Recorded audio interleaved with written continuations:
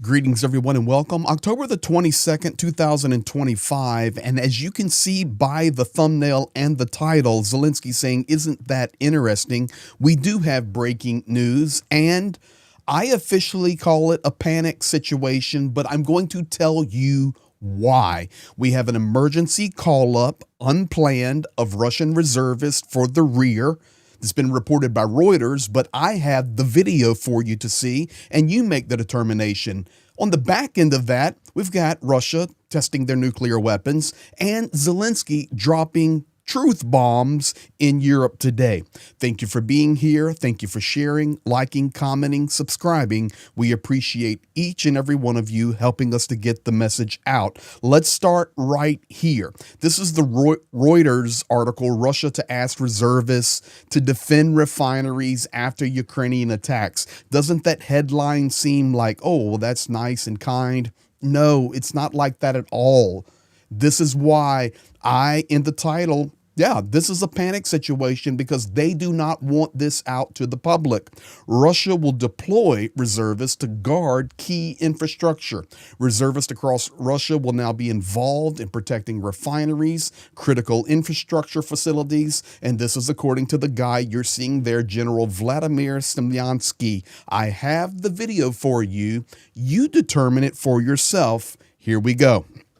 Since the Ukrainian militants are using longer range drones more effectively and more often, and they are striking our territory in the Russian Federation, the threat of our critical infrastructure and the danger of it has increased. So we need to increase the level of security for our infrastructure objects and also for our civilians. Therefore, a decision has been made to involve the most prepared and patriotic citizens to ensure the security of our civilian objects that are located deep inside Russia. And according to the law on military service, reservists are citizens who are in military reserve, have Wellington signed a contract about being in that rear reserve. It's important not to confuse them with active soldiers on active duty. The main difference is combining being in the reserve while being able to work your full-time job in civilian capacity. A reservist is not full military. They also have the life of a regular civilian. Rear reservists have completed all of their military training, and now they will willingly sign a contract about being in the rear reserved. And the project of the law clarifies that they can be sent to special training to defend the energy objects, transport objects, oil refineries, and other infrastructure facilities only on the territory of their home region. First of all, we need help counteracting drones.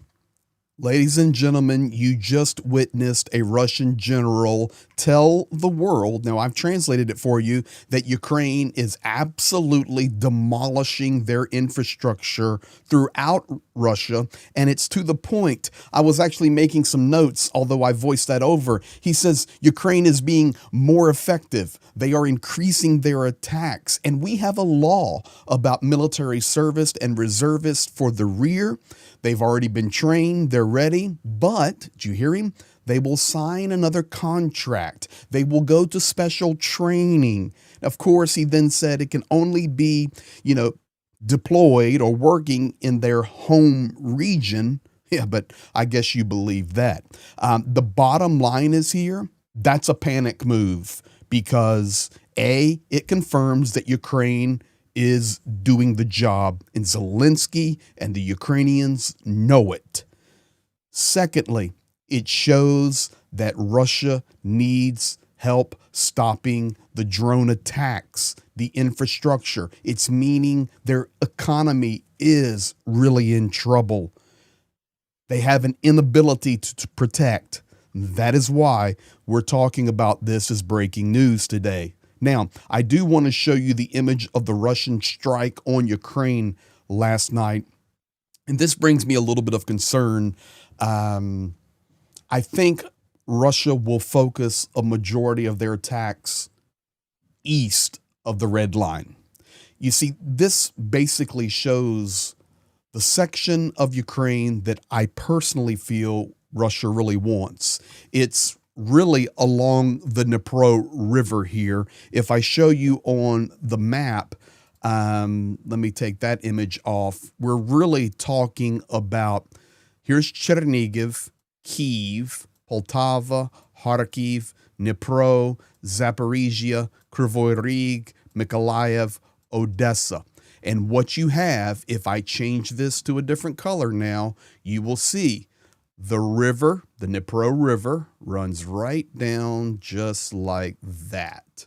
So you look at that image, and then you look at that. This is what they're trying to do. They're trying to critically eliminate the power and gas infrastructure in that central and eastern Ukrainian regions. So we'll keep our eye on it, but the good news is Russia's dealing with the same issues, and of course, they are so much larger than Ukraine. What does this mean? Ukraine doing a phenomenal job. Zelensky making quite a few statements today. I want you to hear them. This is important. And then we're going to close out with another reason I think there's panic going on in Russia. And Putin says it himself in regard to a nuclear test they had today. Zelensky, he says, first of all, we must stop Putin in Ukraine. Here's Zelensky. I said about it, if we will not stop Putin, if we will not have a plan how to have a peace, so if we will not have minimum of this ceasefire, with understanding what to do next steps, so Putin can try to open new front somewhere, because for him Ukraine is very difficult. I'm not comparing our security or our military capability with other countries. No. I'm not trying to do it. I'm just say that we are in war so many years, and that's why I think other countries are not ready for such thing. It's like we've been at the very beginning of the war. It's understandable. I think that is a direct statement not only to the Europeans there, but really to Washington, because nobody can understand what Ukraine has experienced unless you have been there, involved in it. You know, I've been there helping for 17 months of this war. I know what Ukraine is experiencing. I'm looking forward to getting back after the holidays and helping more, and it's going to be very difficult in the hard winter, but that's where I want to be so I can help do whatever to stand with them fighting for this freedom and future. But the reality is Ukraine understands this war better than anybody, and they understand the Kremlin war machine better than anybody, and the world needs to listen. Secondly, he says Russia, they are in serious trouble. Russia's pushing disinformation in media, mostly in the United States today, also in Europe, that they win this war, that they are winning. But it's not true.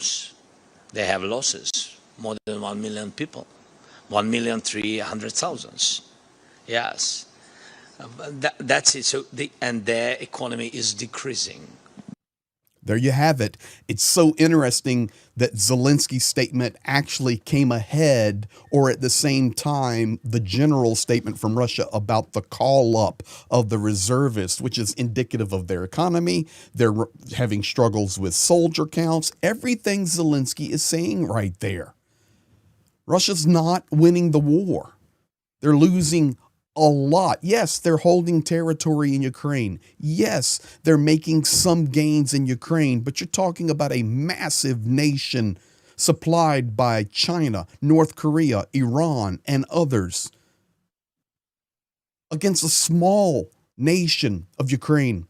And this is what we're seeing. We're seeing today the Russian generals say we're calling up reservists because we cannot stop Ukrainian drones. This is the reality. Russia's in serious trouble. Finally, Zelensky says, listen, the bottom line is Putin is a destroyer, and he wants to destroy through the economics. They understand that they need to decrease financing of Ukraine during the war. How to decrease? First, to divide USA and EU. Then to divide EU and they've been quite successful in some steps with some countries, you know. But God bless strong countries in EU, strong countries are together. Oh, I'm sure Viktor Orban is going to like that statement. Yeah, Putin's really working well in some European countries. Hungary, Orban, but others, you're doing very well. God bless. We're going to do the best we can. But Zelensky laying it out there. Putin wants to destroy that economic cohesiveness between the United States and Europe, break those relationships, and then break the relationships and economic relationships inside Europe. So much wisdom there coming. And this is why this update is so critical and important to get out. So many facts here. Please take that moment, even now, if you haven't, you've made it this far, to subscribe to the video, hit the like button, and share it on your social media platforms. The final reason today that I'm going to share with you and stand behind my thumbnail and title is, here we go. This is North Korea. It's so interesting. U.S. firing live ammo in California. Okay, we know all about that. Kim Jong-un shooting rockets off. And now Putin's going to talk about his rocket test and how that it was pre-scheduled nuclear exercises and has nothing to do with what's happening in the world today. Check this out. Good afternoon, dear comrades. Today we have, and I want to emphasize, this was a pre-scheduled, pre-planned training exercise for the management of our nuclear forces, as our defense ministry has reported. So please, let's get to work. I give the floor to the Chief of the General Staff of our forces, Valery Vasilyevich Gerasimov. Comrade, Supreme Commander-in-Chief, during this exercise, we propose to practice the procedures for authorizing the use of nuclear weapons. The practical actions today will be carried out by the Yars Road Mobile Missile System from the Plesetsk State Test Cosmodrome, the Bryansk Strategic Nuclear-Powered Submarine, which is in the Northern Fleet in the Barents Sea, and Tupolev 95 MS strategic bombers from the Ukrainka Air Base. So there you have it, and they want the world to know this is a pre-scheduled test, and la-di-da. Yeah, right. Listen, don't you just love when you watch Vladimir Putin at these meetings? I know you don't love Vladimir Putin anytime, most likely, but it's so entertaining because he's always got his pen and a paper, and he's going, okay, yeah, that's good. That's what he does. He loves to underline for some reason. Thank you for being here. Thank you for sharing, liking, commenting, subscribing.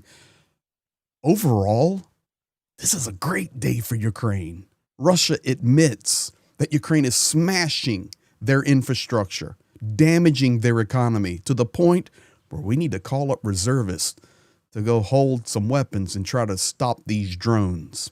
What do I say to that? Good luck. Not going to happen. Thank you for being here, sharing, liking, and commenting. We appreciate each and every one of you. Have a good day. We'll be back soon.